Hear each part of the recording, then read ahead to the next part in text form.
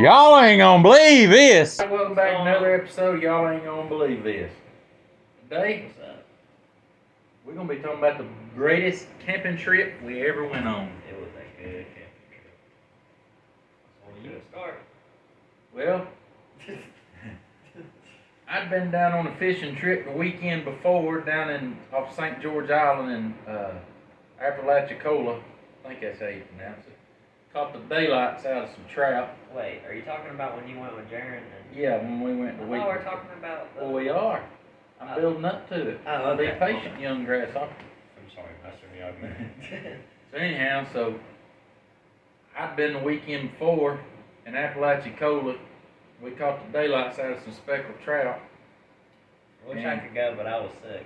Yeah, he let me go. He decided he wanted to be sick for a little bit, so he couldn't go. Yeah. My dad about killed us. Fell asleep with cruise control on going 80. In a median. And well, we wasn't in the medium when we started, but we was when we finished. Nice. But thank goodness we didn't die. Yeah. But anyhow, so the next week I got a call from a buddy of mine, Michael Davis, and he said, "Hey, we're gonna be down on one of these little islands out here off the coast of Georgia camping if you want to come." And I thought, I'm in.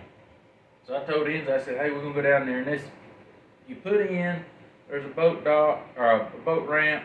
You pay for parking for the weekend, and it's about a mile and a half paddle across to the other island. To the other island. And it was cool. You're in kayaks, and it was cool. We got to pack all of our stuff on the kayaks and kayak over. And I tried to get Dad to give me more stuff to take over, but he wouldn't do it. But it's fine. I mean, I enjoyed the piece. It was nice because I was sitting there watching all of them pack up their stuff, and I helped with what I could help with, but I was just kind of like doing whatever.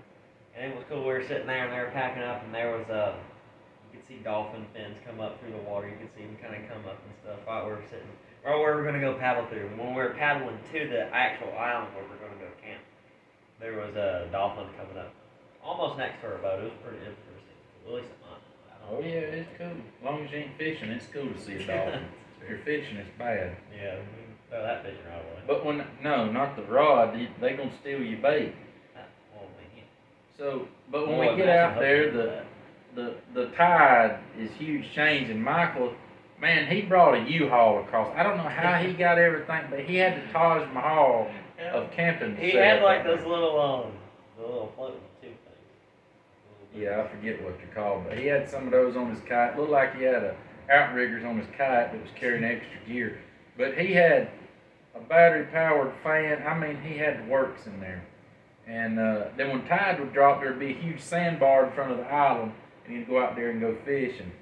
Inslee they caught the daylights out of some whiting. One of the guys with us that you'll see in a picture in this video, Country, he unfortunately ended up passing away during 2020. And but he caught a 6-foot sand shark. It was cool to watch. And my first ever shark seeing in person, actual in person. It was really sick and cool. And then Inslee caught what'll be in the picture in the video, a giant bull red, 43-inch bull red. It was awesome. We were sitting there, and it was the last day.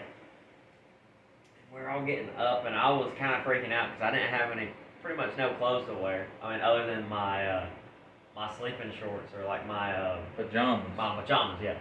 And we're sitting there starting to pack up. We're just kind of slow go, mainly because we was time changing. We missed the time for the tide. But anyways, we're getting to that.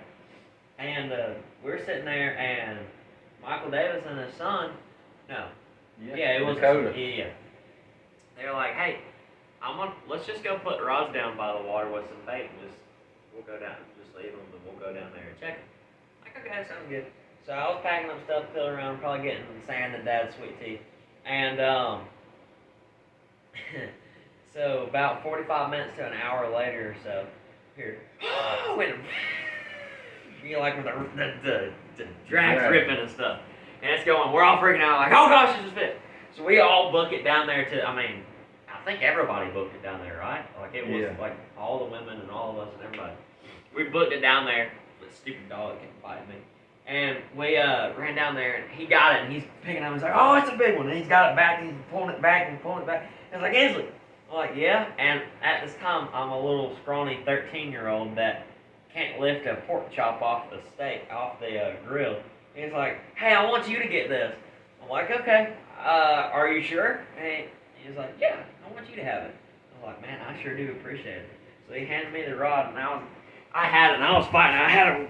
I had it skint back, and then I was fighting it for about 45 minutes or so, and I'm fighting it. Well, I didn't know how to hold it, so I ended up having the rod right here and holding it. Oh, it was terrible. Holding it right there. It hit you in the crotch. Yeah, And then you went to popped your and broke knees. everything. Did I get it on my knee?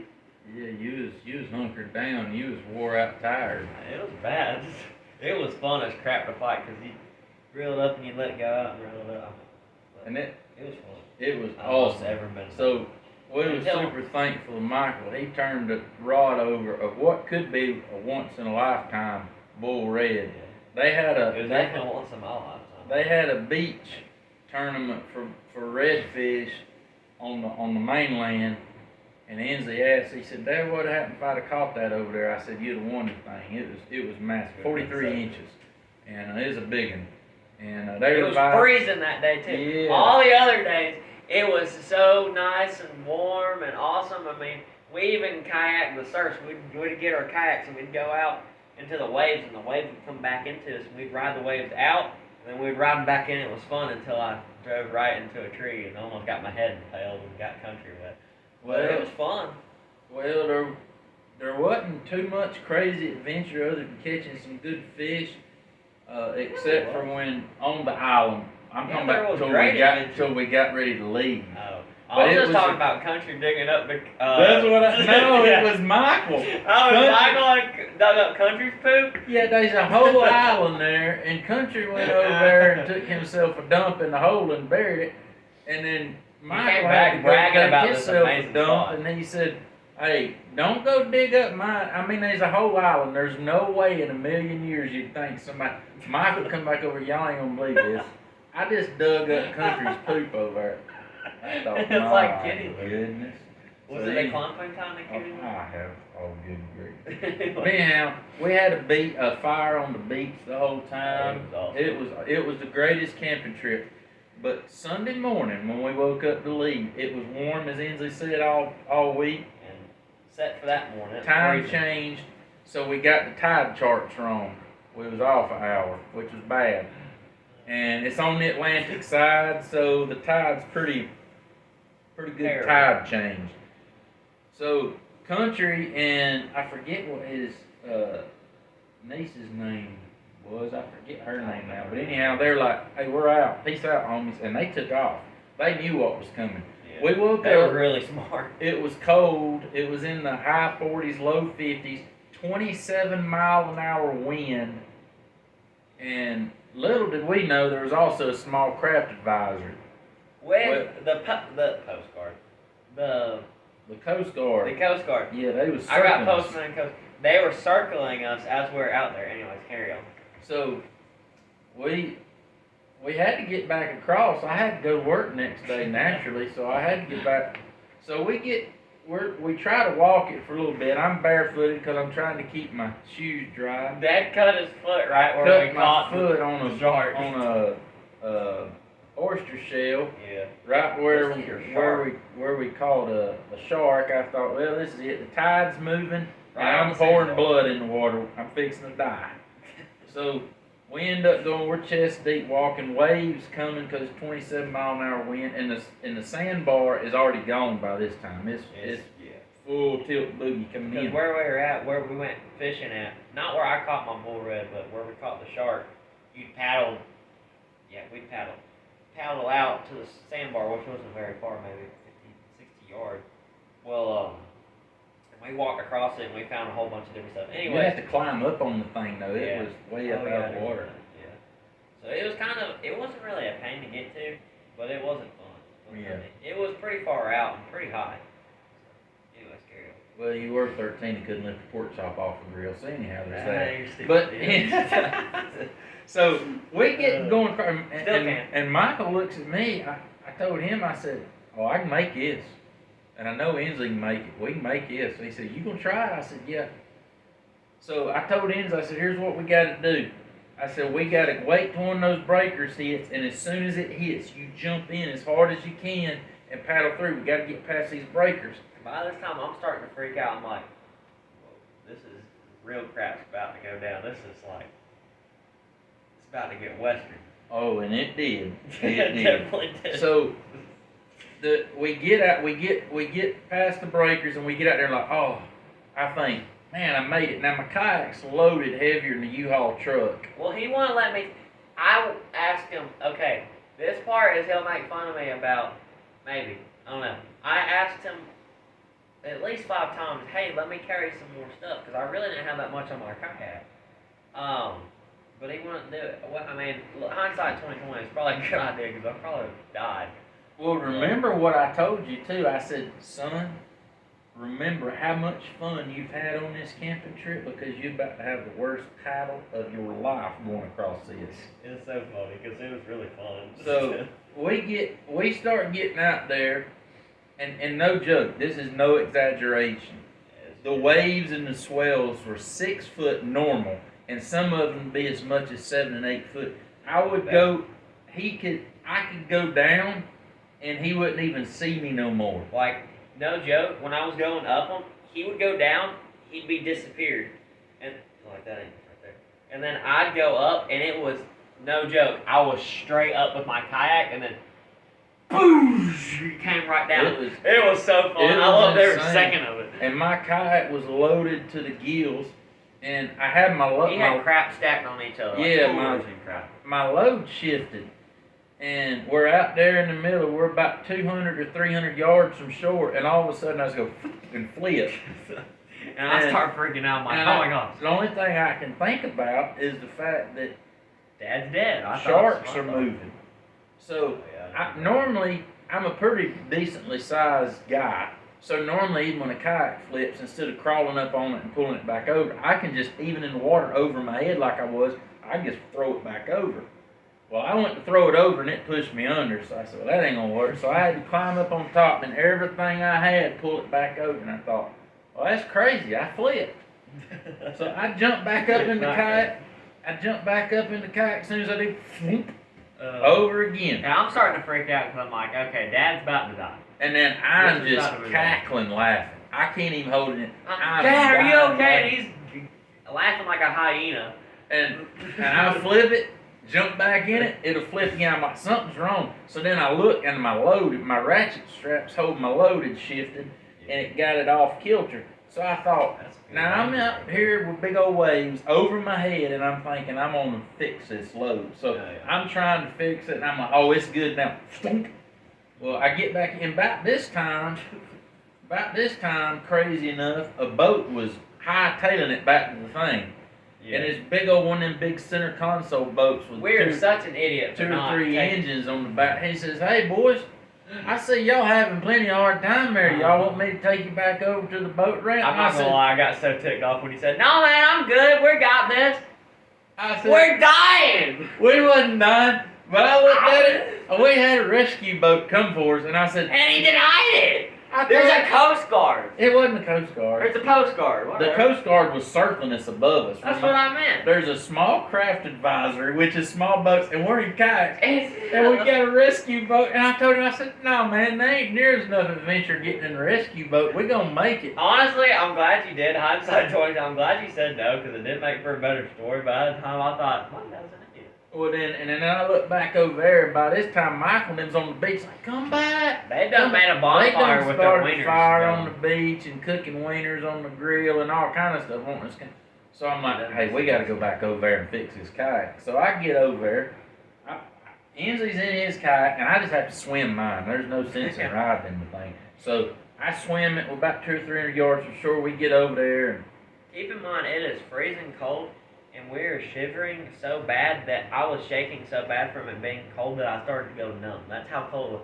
Because it's already cold. For whatever reason, just hard luck, I guess. The last day is freezing. Then you have a 27-mile-an-hour headwind in your face. Wet. You're soaking wet, too, from your head to your core. And I think I was still in my pajamas when we were doing this. You was. So I was in wet pajamas, which I don't know if anybody's ever experienced. I was that. in wet It was everything, terrible. even wet underwear. Well, man, I was too, but you stupid idiot. Well, because before that, we had to walk the boats across the chest side. deep. That's where I cut my foot. Yeah, it was chest deep, and the wind was whacking our boats and stuff. You had to stay on the upper side because at the breaker it would break your leg. It was coming so hard. But so we got back over there, and remember Michael's sister came over. She said, "I'm glad y'all came back. I was worried about you." Me too. Oh, I said, "We good." She said, "What you fixing to do?" I said, "Well, I'm gonna give this grill back to y'all that I was gonna take. Y'all got plenty enough room." I said, "And I'm readjusting my load and I'm taking off." She was like, "You gonna try it again?" I said, "Well, naturally." So we get everything secured and we get it all good and going, and I look at Enzo. I say, "You ready?" And he said, "Let's go." So I said, "You know the deal. We get past the breakers, and as soon as the breaker hits, we jump in and paddle as hard as you can." So we paddle, perpendicular to the wave, not sideways. So we get back out there and we're in the big waves again. It was still fun. And man, I was like, Enzo's like, "Man, Dad, you look like you're gonna flip again." I said, "Something's wrong. I'd have to hang a leg on this side, hang a leg on this side." It was so funny watching him because he'd go over a wave. When he'd go over a wave, you see his boat and you go, "Wah!" over the wave. You see his one leg just, this dude like that go. I had to do whatever I could do to make it, man, because it wasn't His just boat filled with water. yeah, That's what it happened. wasn't just waves coming from one direction. They Like were a coming tide in pool. front and side and back. It was It like was when you like flush a Forrest toilet Gump. and There it was goes up to the switch from up under rain, rain from sideways rain. There was rain coming from every which way. But it was waves. It wasn't rain. And I don't know why there was waves coming all that What which crap way, did I just hear? But there was waves coming from every which way. They were coming from here, they're coming from So- there, so we- they're coming from over there. So finally, here's the end of this. Kinda. A mile, a little over a mile maybe, paddle. 3 hours. 3 hours. Paddling We was nonstop. so hungry by the time we got across Waffle there. House never looked so good. We in my could have life. ate sand off, but we destroyed the Waffle House. But that ain't the first time. Me and Tom Veal done that too. Yeah, he spent $26 on himself. This is before inflation, when Waffle House was actually decently priced. I mean, it still is, but for what you get, Me and Tom had a whole table y'all, filled with it food. was just them two, and they ate like $30 worth of Waffle House A piece. a piece. And I had like a gallon of coffee. It was funny. When the lady walked over, she's like, "Would you like more coffee?" He said, "You might as well just bring the whole entire jug over Yeah, here." boy. But anyhow, so that was literally it. That adventure and the whole, was just awesome. the whole environment on the beach, catching fish. Never had a bonfire on it. Michael Davis done an awesome job with a fire Yeah. going. I'm just gonna go and tell you, Michael Davis Outdoors on here. He does Shout a lot out. does a lot of 4-wheeler driving on his On his- kayaking anymore. buggy. But if you know him and you get a chance to go camping with him, Turn the speaker off. you turn the speaker off. But then second, it's like camping at the Taj Mahal. It's like the Hilton in the woods. It's He like brings home everything. too. Yeah. So anyhow, It's- listen. Hey, one more thing before we close this is to tell you how awesome of an environment. I'll set this in. You're sitting at the ocean, on the sand, your little toesy woesies are in the sand. And you have that nice ocean breeze, like when you open like you're staying in a condo and you open the door in Florida and you have the ocean breeze fill you constantly with a crackle of a giant bonfire in the background. And then you're sitting in a hammock, because that's where we slept. Me and Dad slept in the hammocks. Everybody else was sissies. They slept in. But Drinking crunchy sweet tea. drinking crunchy coffee and sweet tea. We're sitting there in between hammocks. And this is no joke. I'm not actually exaggerating this. And nor was I exaggerating all the rest. But anyway, because I was sitting there in my hammock and I was just thinking about whatever. I don't even remember now. And because where we're at, there was zero light pollution. So it was just a galaxy. Lord of have stars. mercy, son. Would you get to the point? I'm getting there. Well, I'm sitting between two palm trees in a hammock, and there's a galaxy of stars, and I'm about to drift off to sleep, and there's a shooting star that went across. It was so cool. That is cool. I like to tell that every time. There you go. Well, it was good. I didn't see that. I was asleep. But Yeah. I'm trying You to know wake what? you up when I hear you snoring. You know Sounds what? like we made it. You don't know why we made it? Because the Lord has a plan for us. He got a plan for y'all too. Hey, we'll check y'all next time. Thanks for tuning in.